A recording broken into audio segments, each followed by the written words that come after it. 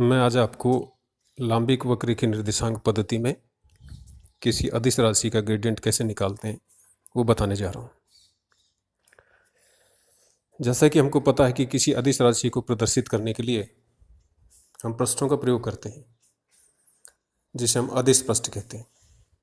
तो हमारे पास ये दो पृष्ठ हैं।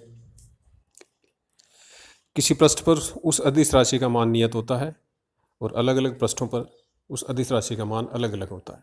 तो हमारे पास ये दो पृष्ठ हैं। एक पृष्ठ पर राशि का मान है फाई और दूसरे पृष्ठ पर राशि का मान है फाई प्लस डी फाई, अर्थात दोनों पृष्ठ में राशियों का अंतर है डी फाई। हमने दोनों पृष्ठों पर एक एक बिंदु ले लिया है, एक पे पी और एक पर क्यू। पी का स्थिति सदिश हमने आर मान लिया है और क्यू का सदिश हमने मान लिया है आर प्लस डी आर। तो फिर पी क्यू हमारे पास बच जाती है डी आर। हमने पी बिंदु से दूसरे पृष्ठ पर लंब डाल दिया है।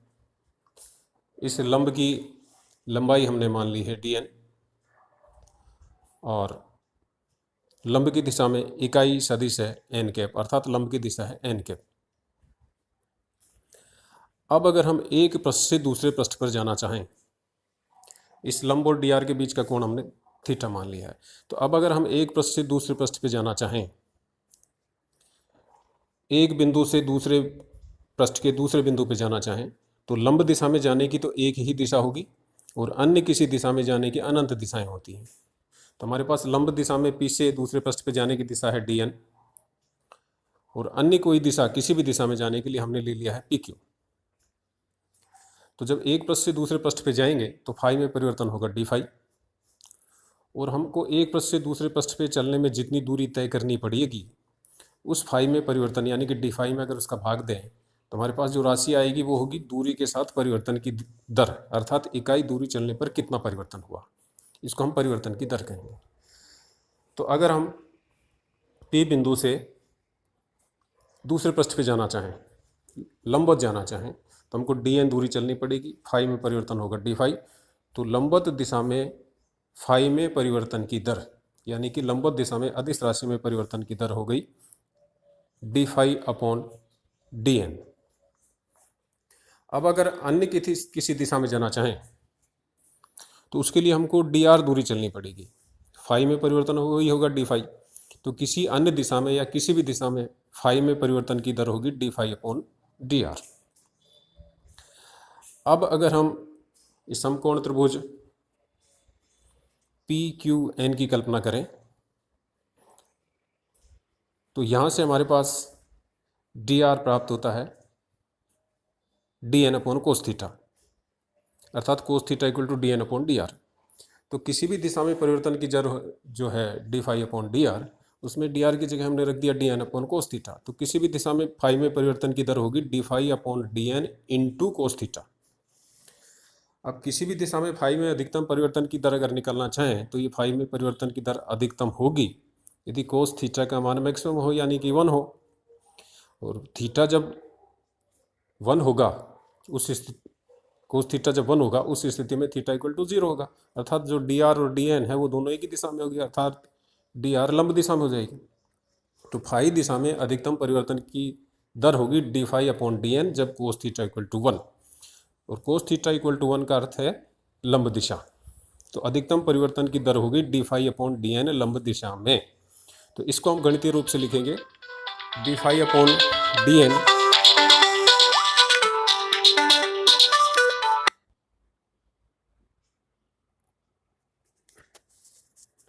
तो अधिकतम परिवर्तन की दर हुई d phi upon D n लंब दिशा में, और लंब दिशा यानी कि एन कैप, तो गणितीय रूप में हम लिखेंगे अधिकतम परिवर्तन की दर D phi upon D N N cap.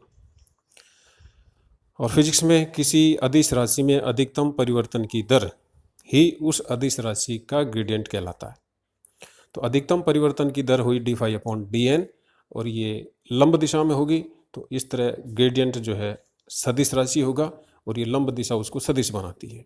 तो ग्रेडियंट फाई किसी अदिश राशि का ग्रेडियंट यानी कि gradient phi equal to D phi upon D N N cap. अब मैं आपको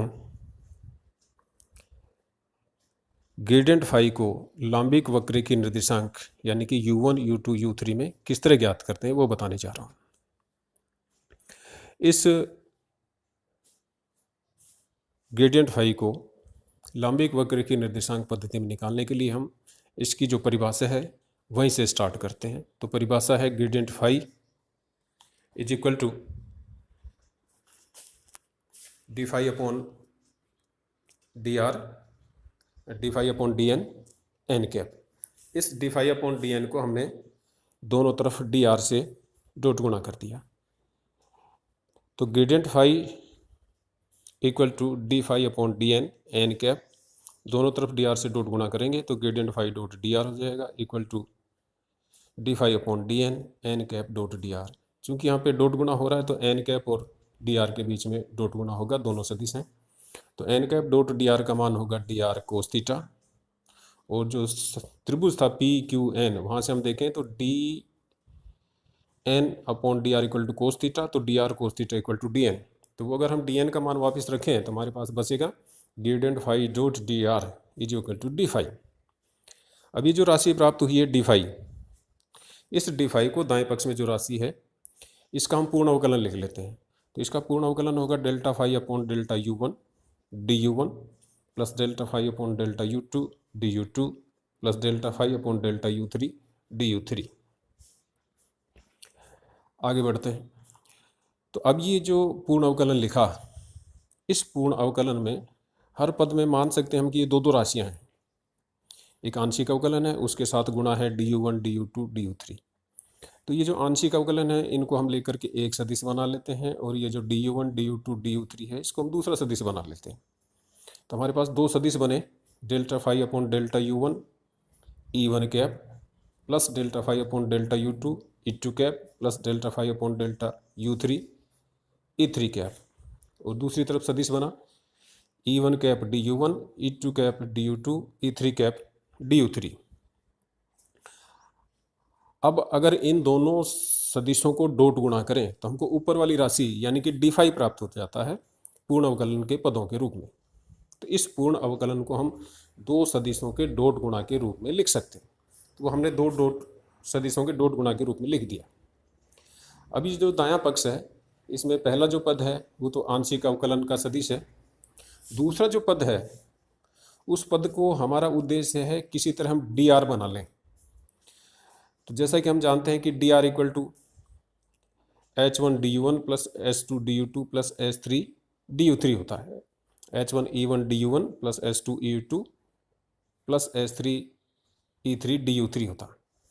तो उसके लिए हम क्या करते हैं, ये जो आंशिक अवकलन वाला पद है इसमें H1 H2 प्रत्येक पद में क्रम से H1 H2 H3 का भाग देते हैं, और दाईं तरफ जो दूसरा पद है उसमें H1 H2 H3 से गुणा करते हैं। तो हमारे पास ये जो दोनों सदिश हो गए वो हो गए 1/H1 delta phi upon delta U1 E1 cap plus 1/H2 delta phi upon delta U2 E2 cap plus 1/H3 delta phi upon delta U3 E3 cap. और दूसरा सदिश हो गया H1 E1 cap d u one H2 E2 cap d u two H3 E3 cap d u three. अब ये जो दूसरा जो सदिश है इस सदिश को हम डी आर से लिख सकते हैं। तो फिर हमारे पास ये हो गया gradient phi dot d r is equal to 1/H1 delta phi upon delta u one d u one plus 1/E1 cap plus 1/H2 delta phi upon delta u two E2 cap plus 1/H3 delta phi upon delta U3 E3 cap dot d r. अभी dot d r लाने का उद्देश्य हमारा ये था कि दोनों तरफ हम डी आर से डी आर की तुलना कर देंगे तो हमारे पास डी आर से डी आर कैंसिल हो जाएगा और हमारे पास सीधे ग्रेडियंट फाई का मान प्राप्त हो जाएगा। तो सीधे ग्रेडियंट फाई का जो मान प्राप्त होगा दोनों पक्षों की तुलना करने पर या डॉट डी आर को कैंसिल करने पर, तो हमारे पास ग्रेडियंट फाई का मान बचा 1/H1 delta phi upon delta U1 plus E1 cap plus 1/H2 delta phi upon delta U2 E2 cap plus 1/H3 delta phi upon delta U3 E3 cap. और यही ग्रेडियंट फाई का लांबिक वक्र की निर्देशांक पद्धति में मान होता है। अब ग्रेडियंट फाई के फॉर्मूले में हम फाई को छोड़ दें या दोनों तरफ से हम फाई का कंपेयर करें, फाई को हटा दें, तो हमारे पास ग्रेडियंट फाई ऑपरेटर बच जाता है, और ग्रेडियंट फाई जो ऑपरेटर है उस ऑपरेटर का मान बचता है 1/h1 delta upon delta u1 e1 cap plus 1/s2 delta upon delta u2 e2 cap plus 1/s3 delta upon delta u3 e3 cap.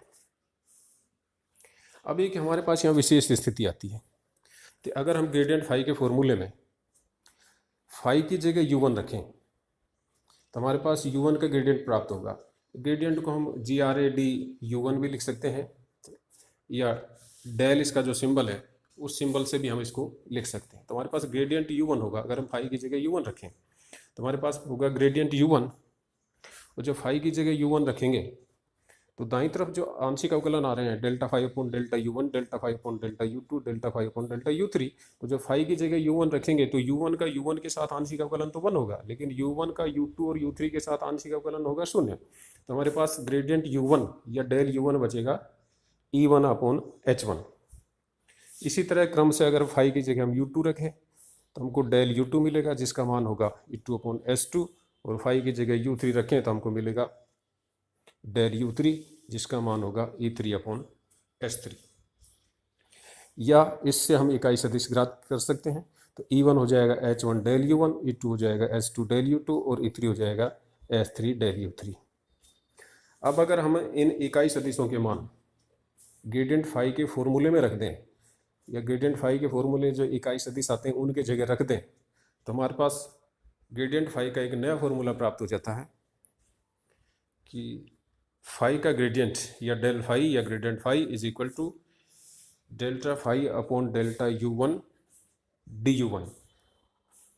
तो e1 की वैल्यू रखेंगे h1 डेल u1, तो जो पहले h1 आता था 1/h1 वो h1 से h1 कैंसिल हो जाएगा, तो डेल फाई बचेगा या ग्रेडियंट फाई बचेगा delta phi upon delta u1 du1 plus delta phi upon delta u2 du2 plus delta phi upon delta u3 du3।